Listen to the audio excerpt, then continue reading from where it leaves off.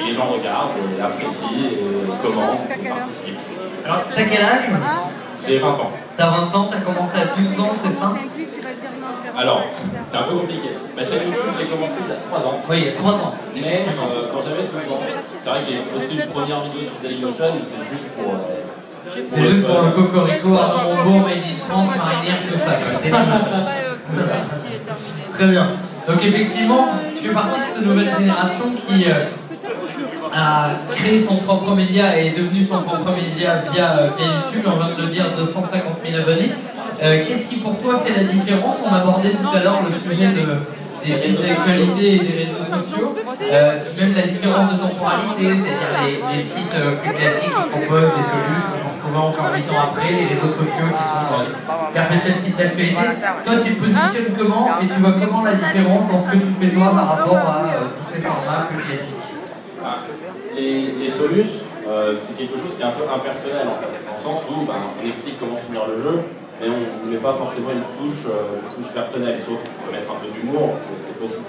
Là, vraiment, c'est ma façon de voir les jeux, que je montre, et je pense que c'est ça que les gens apprécient. Et je ne suis pas un excellent joueur de Pokémon, je ne suis pas non plus quelqu'un de nul, je suis quelqu'un qui se situe dans la tranche moyenne, on va dire. Donc, du coup, je pense que c'est ça qui plaît aux gens, c'est-à-dire qu'ils peuvent peut-être s'identifier à ma façon de jouer. Qu'est-ce qu'ils aiment justement d'après toi? Donc ils peuvent s'identifier à ta façon de jouer, vu que finalement t'es le pote d'à côté, le voisin qui joue à Pokémon aussi, sauf qu'il met des vidéos sur YouTube et qu'il y a des centaines de millions de gens qui le regardent, mais à part ça voilà. Qu'est-ce qui fait la différence et qu'est-ce qui crée ton ton à toi? Le fait qu'ils puissent s'identifier à moi, je sais pas du tout. En tout cas, DS à la main en train de te filmer, de te prendre en photo, eux ils savent. Visiblement, oui. Ouais, pas de doute. Qu'est-ce que tu as toujours fait et tu as toujours voulu faire du Pokémon, effectivement, sur ta chaîne YouTube? Ça a été la vocation première vraiment ou vraiment au début tu jouais à Pokémon mais tu te disais voilà, je vais faire des vidéos, j'aime bien les jeux vidéo, ça pourrait être Pokémon comme ça pourrait être autre chose? Alors, si j'ai commencé à faire des vidéos sur Pokémon, c'est surtout parce que justement sur YouTube il y avait très peu de vidéos sur Pokémon. Et donc j'en cherchais et je n'en trouvais pas, donc je me suis dit je vais essayer de le faire. Au début, la qualité n'était pas au rendez-vous et c'était vraiment du Pokémon que je voulais faire. Maintenant, après 3 ans de vidéos, c'est vrai que j'essaye de me diversifier un peu en allant sur d'autres jeux. Et c'est vrai que Pokémon, ça reste la base de ma chaîne, c'est un jeu que j'adore depuis que je suis tout petit. Donc ça restera comme ça pendant longtemps. D'autant plus que tu fais des lives aujourd'hui, y compris sur d'autres jeux. C'est vrai. Est-ce qu'on aura un live Rosa? Rosa, il y aura peut-être un live pour la ligue Pokémon à la fin, sur l'emploi, mais je vais rester sur des épisodes classiques. Je vais poster sur ma chaîne YouTube, par exemple, un épisode par jour. Et pour la ligue, pour l'épisode final, il y aura sûrement un live événement pour clôturer la série. Un épisode par jour, ça rigole pas, notamment en termes de production, parce que je sais que c'est non seulement il faut penser à ce que tu vas faire, c'est scénarisé, c'est écrit, etc. et c'est travaillé, mais il y a de la post-prod aussi, enfin, il y a vraiment beaucoup de travail. Ça représente un épisode, combien d'heures de travail à peu près? Alors ça dépend.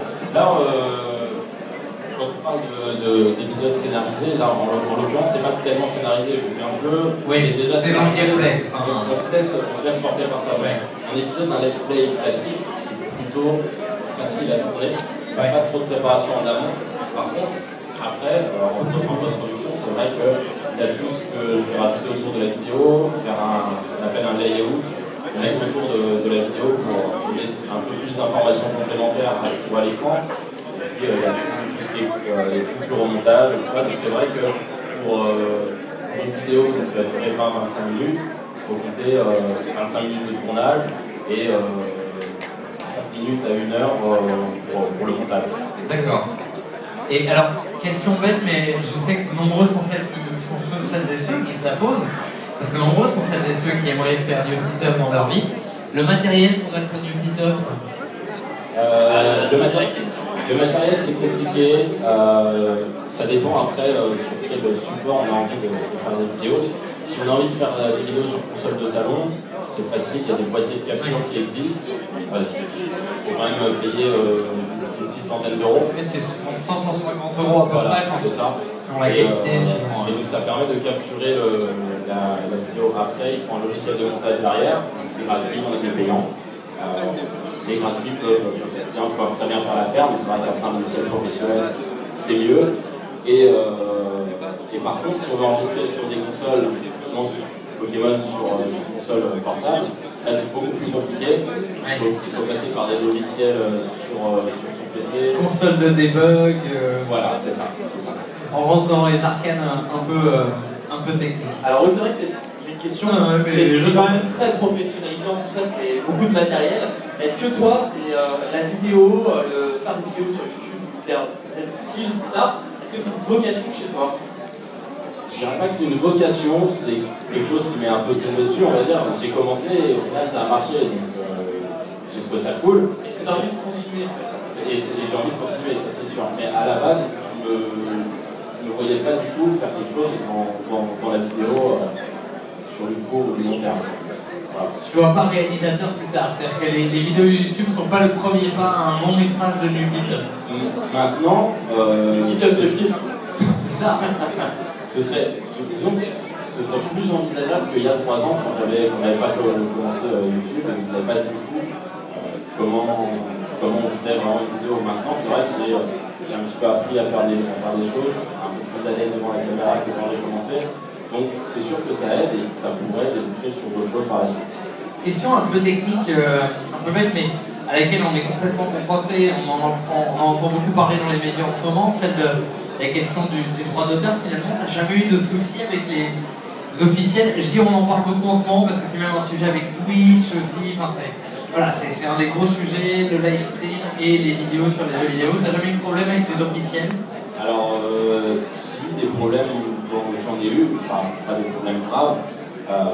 Non, le truc c'est que quand on commence à faire des vidéos sur YouTube, après on est sous contrat avec une société qui, elle, s'occupe de gérer tout ce qui est droit d'auteur, tout ça. Donc ça me protège un peu.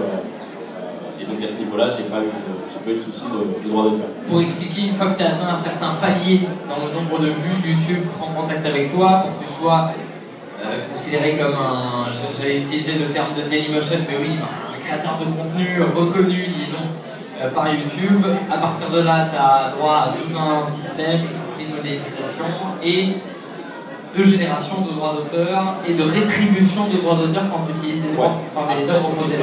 C'est pas YouTube qui contacte directement, c'est des sociétés tierces qui, elles, contactent. En fait, c'est elles qui, à la fois, vendent les espaces publicitaires sur les vidéos et gèrent tout ce qui est problème de droits d'auteur. Est-ce que tu envisages, on parlait effectivement de la professionnalisation, peut-être demain avoir le petit œuf le film, mais est-ce que tu envisages d'aller plus au contact des gens comme tu le fais là par exemple aujourd'hui au Pokémon Day? Aller au contact des gens, c'est quelque chose que j'adore faire. Après, le problème c'est qu'il y a toujours beaucoup de monde et c'est dur de voir tout le monde.